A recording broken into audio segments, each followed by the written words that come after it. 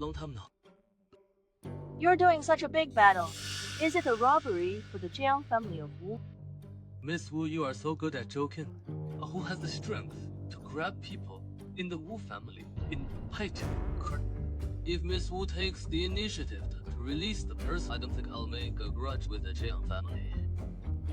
Your Qian family. When did your surname be Jiang? My surname was... I've remembered. It's your Wu family's fault! It's your Wu family who has eyes but no beats!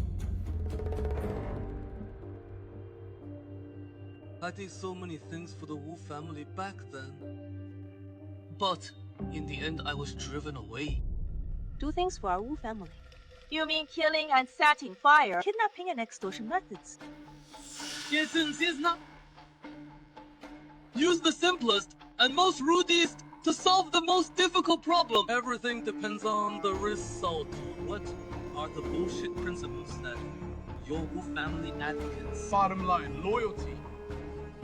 In my opinion, all of you hypocritical masks. There is no bottom line for the minimum principle. Don't talk about these business. You don't deserve it. Sharp fangs and mouth. I like. I should praise you for being simple. Still praise you for being stupid. Worthless person.